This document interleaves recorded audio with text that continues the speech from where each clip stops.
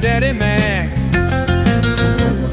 Dan's 30 years got our way, trading life and markets every day. Rusty's chained to the mines, digging deep day by day. But when Option Omega releases new features, he's free to come out and play. Option Omega, you're trading home,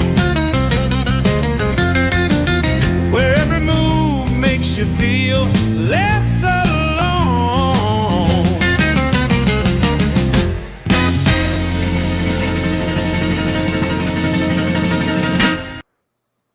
Pacer Nation.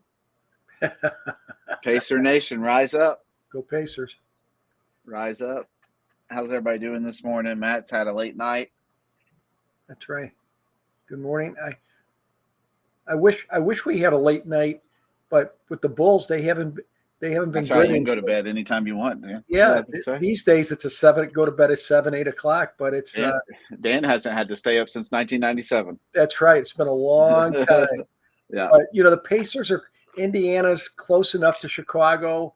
We definitely would root for our fellow brother in Indiana, even though Larry Bird's not associated with the team right now. Yeah. Is he? In our hearts. In our hearts. I think he actually is doing some consulting. I don't know. Is he? I think so. You got to keep him involved. This is what I hear. This is what I hear. I love Melissa and I. This is our third iteration.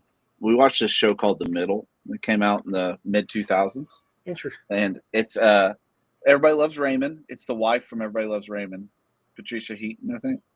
And it's a family who's in Indiana, who are just trying to survive. It's a comedy. We like it.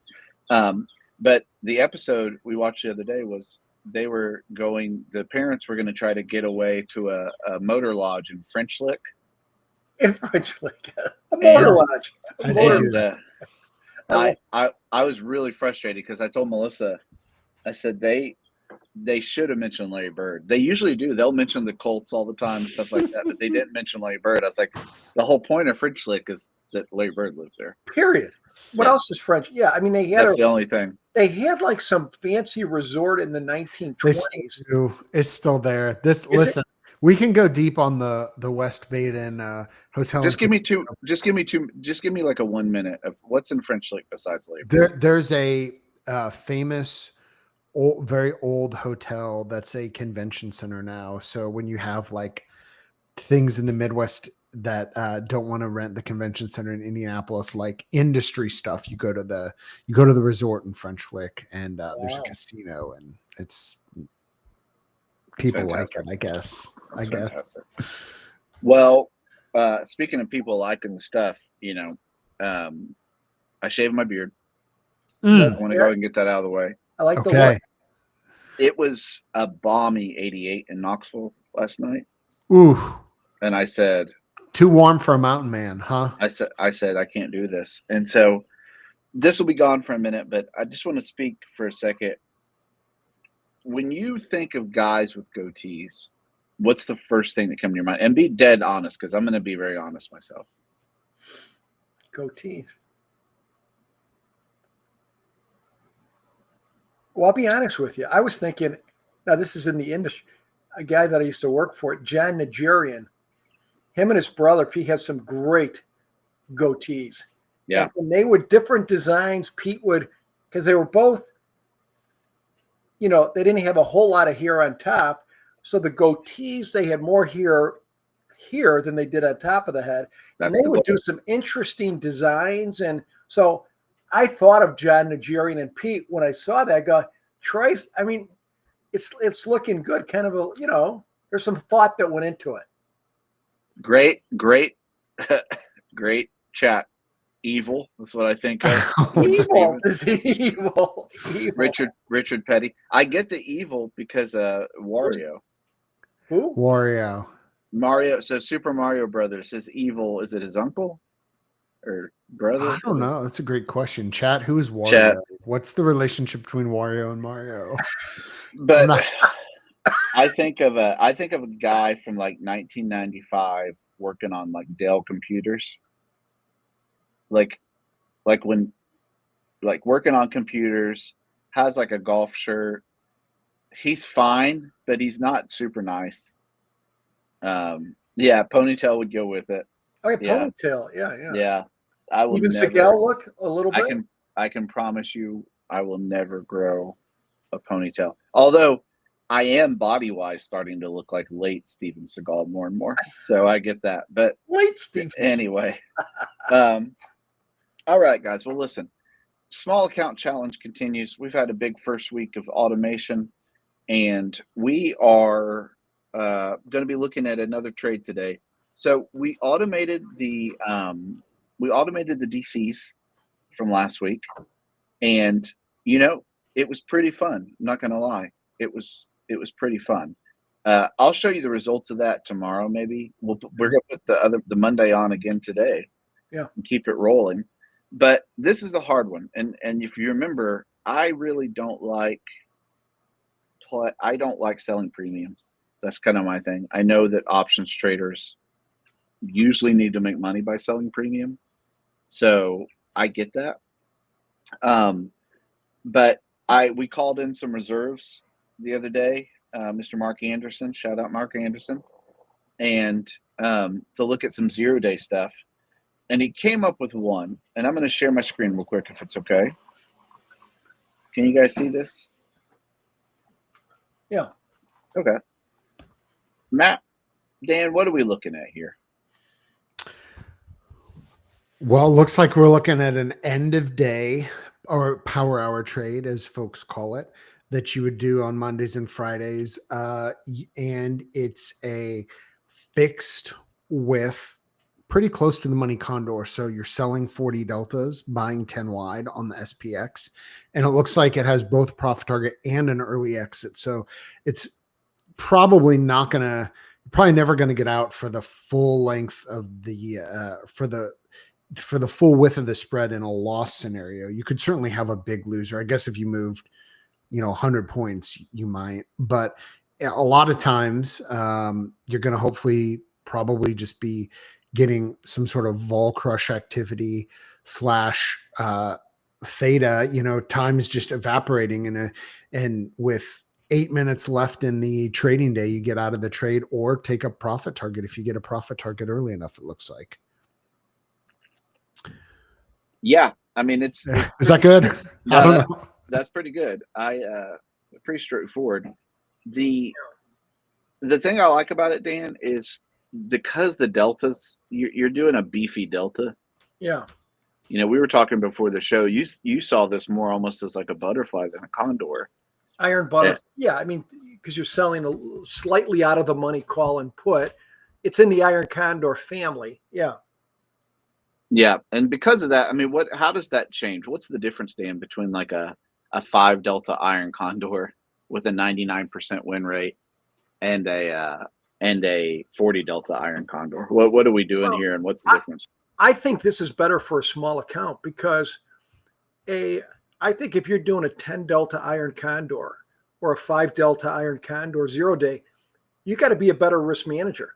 You have to be more on top of it to a degree because your risk reward stinks, right? Doesn't make it a bad trade, right? What makes something a good trade, it's a high probability trade. Here, even if you goof up a bit, the risk reward's wonderful. Like if you look at the first example here, Friday, June 6th, Troy's bringing in a credit of $5.65 credit. It's 10 wide. So what is that? About $440 is your total risk if the world ends, right? And you're bringing in a credit of 50% on this, right? So you're bringing in a credit when you win of what? 250, Troy and Matt, somewhere around there. And the most you could lose if you just faint is 450. So I think you can have this debate go back and forth. Would you rather have a high probability or a better risk reward? I don't think there's necessarily an answer. It's all how you trade it, right? It's what's your game plan, what's your risk management. They both can work well. I mean, I've done more high probability stuff, but when you're in the world of 0 day and to keep you from getting banged up too bad, I like this for a small account. And I think Mark did a great job on catering to a smaller trader. A 40 delta, it's a great risk reward. It's 1-to-1, right? Or a little even better than 1-to-1, because here you get a 565 credit and you're only in the trade. How long, Matt? You're in the trade just a little over an hour max. Well, wait, doesn't it go entry? Oh, 2:45, yeah. 2:45 Eastern. Okay, so Yeah, 1:45 Central. Okay, Yep. so you got an hour and 15 minutes. Yeah. Yeah, I think it's a great trade for someone who wants to get in the world of 0 day, and the rails are nice. It gets you out at a good time. I like that profit target at 50%. Makes good sense. Yeah, for someone to get started. Again, it's just, can you trade small enough on it's a $500 trade. Could you lose 2 in a row? You could. Yeah. But I like and I also like the days, right? Monday seems like a pretty good, I think of this week in particular, you have Wednesday and Thursday, your CPI and PPI. Yeah. And then a week from Wednesday is the big kahuna. That's right. The big one. So, this trade that goes every Monday and Friday, at least this week, I'm just looking at, you're avoiding the crux of the CPI, PPI, if you think that's anything, So good stuff, good win rate. I don't know. I would have thought, because you're doing a 40 delta call and put, the win percentage does it seem high to you? It seemed a bit. It does. High. It does. And the reason I like this trade is because of that. Because normally, if you're selling a 5 delta, you'd expect well over 85% win rate, depending on how you do it. But your losses are going to be a bit bigger. But I think the high percentage on this one, I think if you took it, we could run it real quick just to see. I think if you took off, this would be my guess. If you take off the profit target, good point. That win rate's going to go down. Oh yeah, sure, man. That's a good point. Just because it's going to move, we're not trading this on FOMC. We're not putting this at 245 on. It goes down a little bit. Wow. Yeah, but the capture rate's about the same. Yeah. Wow. Again, this is capped at 1 lot for small. Now Joseph's got me interested now. Because now I've got to put Tuesday. What if you run it just? Oh, let's see. Yeah. This is impressive, 70%. I got to put Tuesdays on. I got to put Tuesdays on and see what we're doing here. Shout out to the chat. That's right. Joseph, good looking out, as we say here. Yeah. Right. Okay. What was capture rate before, Matt? What was capture rate before? It raised the capture rate. So that's without the profit target. It raised the capture rate, but that's pretty. The win rate goes down a little. Why don't you go back to that OG one with the profit target and run it just on Tuesday? How about that? I gotta remember. Oh no, Wednesday too. Chat. Wednesday. All right, I'm gonna do this. First, we're gonna go just Tuesday. So while we're doing that, I'll cut Troy off here and talk about something that a lot of new people ask in Option Omega. Why does blank work on blank? Why does X test work on this day? That capture rate's higher than Monday or Friday. Yeah. 15.6% capture rate. So got a couple things for my daily Appuccino here. Why do certain trades work on certain days? That is a great question. We have talked about it at length in the OO Discord, and there are multiple reasons. And we don't know a lot of the reasons, but I think a lot of it has to do with institutional fund flows and options pricing. And a lot of it people don't know. It's like the electricity analogy, not sure why this works. It's been demonstrated over a long period of time. It does appear to work. And people don't know why a certain trade functions on a certain day all the time. The other thing I was going to just say is a quick shout out to the Punisher, our section in the backtest, the bottom, the miscellaneous options where you can beat up the backtest. Note that this backtest does have Punisher. It's got entry and exit slippage, closing fees, opening fees. It had cap profits when we had cap profit. It does not have 2 hits at profit target. And if you run it with 2 hits at profit target on a Monday and Friday, it's very close, very similar. And Mark presented this test to us, and Mark is a real trader. He's doing real things. He has real data to back up his stuff. And at the end of the day, 2 hits of profit target is a liquidity measure. At the end of the day, when you have 4, even with 4 strikes, you're very close to the money. So your chances of illiquidity on a repeated basis with 4 strikes close to money is lower than it would be on if you're trading something very out of the money. So just a couple notes on that. The chat is going crazy at adding extra days to get us back on track here. One of the comments is adding the extra days will get PDT for exiting on the extra days. That is, that would be true if you were doing it more days.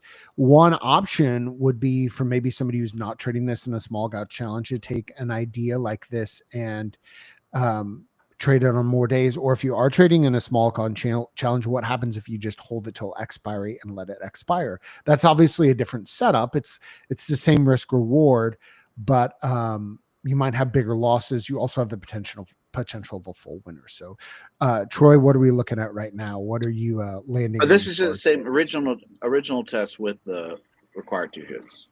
There it is. Yeah. So I mean, I think same number of winners, maybe 1 different. So yeah, but I think one could easily make the argument in a limited time frame, just last hour, 4 strikes close to the money. You're probably not going to get a false illiquid price print, which again, that's the point of consecutive hits at PT, to make sure that you're not seeing an illiquid moment in the back test.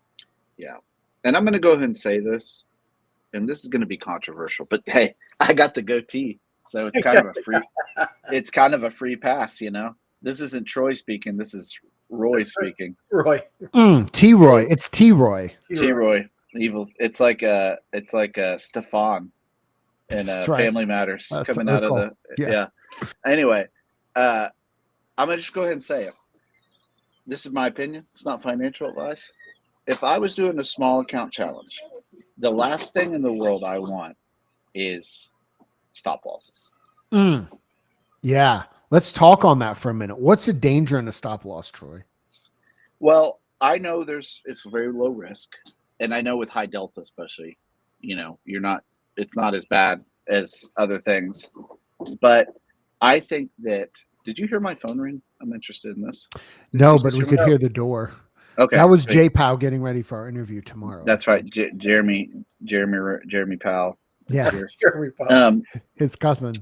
The Goatee. Stop loss to me is a fine way to trade if you want to trade. But if you're worried about PDT, I only want to worry about PDT if I'm closing a trade for money. It's actually a psychological thing. Like because if you're just starting out, you have a weakness that we all have, but it can only be honed through time. And the weakness that we all have, our kryptonite as traders, is revenge trading. And so what happens is, I've seen this before. You start with like, I can't do PDT because I have under 25K. I'm going to get the 3 strikes. So I'm going to do the stop loss, right? And hopefully the stop loss never stops and it just expires worthless. But what happens a lot of times, especially if you get a move that's like violent and you get stopped out, I've seen people be like, I'm putting it back on. I'm resetting it. And so it's just it's a psychological twist to say, I'm actually okay keeping it on if I lose, but I want to take 50% off. And that's it. In my mind, that's training your brain the right way. It's like you want to get out if you win. But if the plan is to take a full loser, I'm going to take a full loser. Now, if you're playing, Yeah. in this test, if your plan's not to take a full loser, don't do that. But in my mind, this is just the flip side of how you normally say it. It's like, you want to get used to taking losers. And this is a great trade to do that. It's a high probability. You're not going to lose a lot. You want to get one of the best books I ever read on trading. It's called The Tao of Capital by Mark Spitznagel. And he talks about how his mentor in the options pit, I think it was corn options, Dan, which those guys seem crazy to me. Oh, yeah. I think the corn option guys that's a whole different. It's a different breed of man. You're taking delivery. Yeah, that's right. You're taking delivery. But What's that on the front lawn, Martha? That's right. That's right. That's right. His mentor, honey, you know the good news? You know how you like popcorn? Yeah. You know, the bad news? Lifetime supply. That's all we're eating. On the front lawn. His mentor, basically, the first and only lesson he ever taught him was, you have to really learn to love losing small amounts of money. Like, you have to actually learn to love that. You have to learn to, like, psychologically be like, I don't care. And that's the whole premise of the small account challenge. Yeah. You want to put trades on that you've sized them correctly to where you literally don't care if it wins or loses, because it's a numbers game. Because if you're playing a numbers game, each trade, if you're trading a plan, you have to be unemotional about that. That's the only way you'll be able to see it through, you know? And so I love trades like this because, you know, you there's no stop. You get out if there's a profit target. You're going to exit at a certain time, win, lose, or draw, and you just do it. And again, shout out automation. This is the beauty of automation, is to say, like, don't, you know, you have the ability to touch the button. You can get out early if you need to. But in theoretically, if the backtest says this is what happens, you want to train yourself psychologically to be like, hey, it lost today. Cool. Yeah. And to your point about this being a really interesting backtest in a good place to start, if we look at this backtest, something, again, I would always encourage people to do this when you're looking at backtest. If you vary the entry time by a couple minutes, you vary the exit time by a couple minutes, get out before MOC, get out after NASDAQ MOC, check around, what does it do to the capture rate? Something else to your point about slippage, Troy, is this does have an exit, right? So this doesn't have a stop loss, but it does have exit, and there is some exit slippage, but this capture rate is robust enough, and the winner is the average winner is robust enough. Even if you jack this exit slippage up to like 15 cents here, I mean, it's still, your capture rate's still north of 10%. I mean, there's, to your point about Mark, shout out to Mark. He's not with us today, but this is a great day of content that he gave here, and worth the time to study this backtest because it's got a lot of lessons to teach. And shout out Dan too, because Dan does this every day. I mean, I'll see Dan put trades on, and the market moves and goes against the trade. I'm done, closed it. He trades according to the plan, you know. Yeah, and that's why I like, Troy, what you mentioned here, you and Matt, the small account challenge and Options Omega. It has great significance that if someone isn't able to handle, you know, what's the thing in sports? Practice, the way you practice, you know, how practice is important because that will be how you play in the game.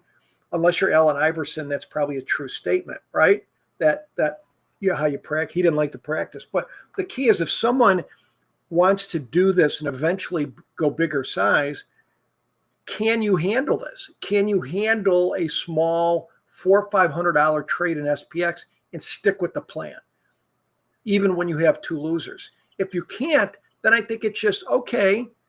I mean, you'll be able to do it, but I think you need that to develop calluses on your hands and your brain to do that. It is developing it, right? So if you can't, you know, if you can't do that, then you need to at least, it's not that you're going to fail, but it's like, hey, you got to regroup a little bit because you got to be able, if you have a good plan, I mean, whatever the plan is, and as Troy said, I've talked about that for years.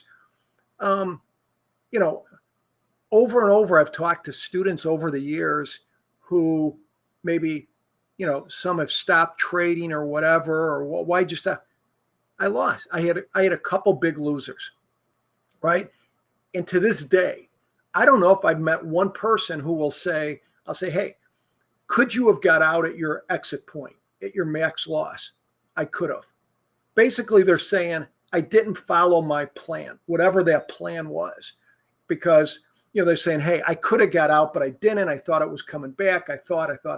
And that's the same way you have a plan with this trade. Are you going to stick with it? Right. And I think it's so, use this if you're a small trader, use this to develop the calluses. That's the bigger picture, because otherwise you'll never increase your size. Agree? If you can't stick with this, which is a $500 risk thing, and if losing 3 times is gonna, you're gonna break out in hives, you got to work on that a little bit.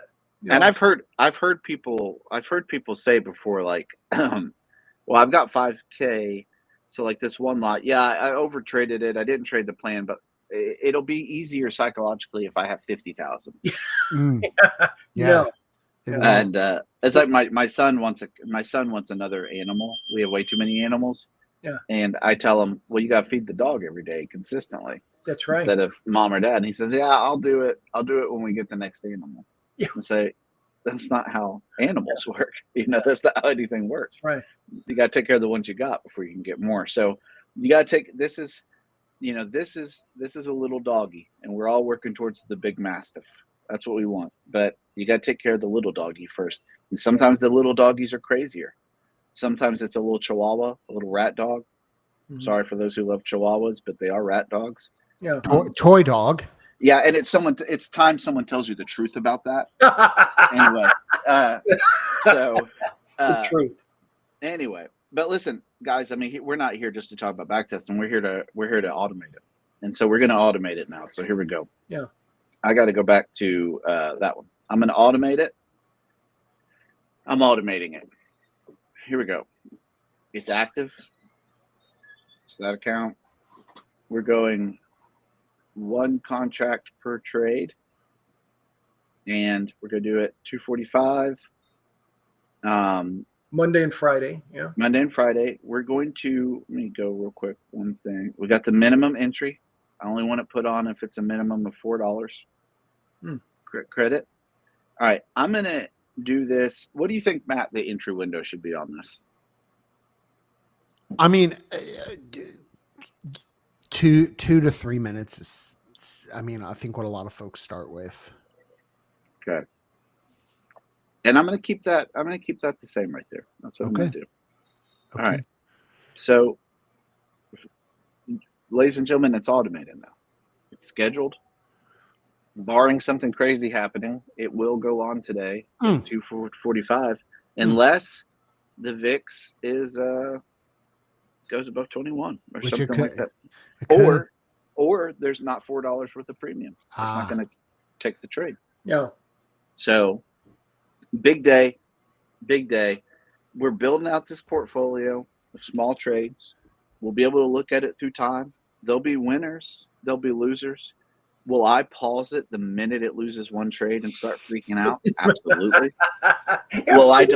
Will I delete all these videos where we talked about psychological training and discipline? Absolutely.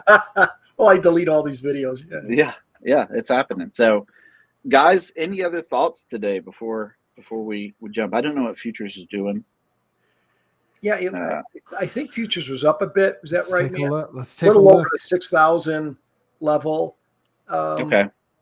Again, up 8 points. Futures up, VIX. Are we doing the Monday thing where futures are up and VIX is up a little bit? I think Mondays in general. Yeah. Are VIX up? Yeah. VIX is up. Yeah, VIX is up a healthy amount actually. Yeah. I mean, it closed it in the 16.70. I still think that, at least this week, we don't know what's going to happen with the Wednesday, Thursday CPI, CPI, or news. Wednesday FOMC. But I think when you look at from a volatility perspective, mixed month spreads, I still think they're like at the top of the list for me right now in terms of opportunities, because at least there's some premium. 17 is low lately, right? But historically, I mean, it's up enough. You're still getting decent break evens on some of these mixed month trades, and they've been some of the best. I mean, from Matt's talking about DCs have done well, calendars have done well, other types of double strategies have done well. So I think with that vol at 17, or 16, 17, I think your volatility risk on mixed month spreads is kind of, I'm not saying we can't hit 16. I'm not saying that, but I think I'm pretty comfortable going into the next 6 weeks that, you're not going to get wiped out from volatility on these things. And, as long as we stay 17, 18, you still have some pretty wide break even. So I think it's a good trade, right? You still could have some news, of course, but you could always have news, even before the tariffs. Let's be honest. Before President Trump got in the second time and everything, there's still news. Yeah, I mean, right? We had those 2 weekends in January with crazy moves. For sure. And then what was it last year? August, the Japanese thing. Yen carry trade. Yeah, yen, the famous yen carry trade. Yeah. Anyways. Sure. Well, listen, it's like Elon says, whatever happens, we still have the spaceships. And unless we decommission them. Because we're having a public feud with the president. As one does. Anyway, all right, guys. Well, listen, have a great trading day, and we will plan on seeing you tomorrow. Thanks, guys. Happy Monday. Thanks, guys.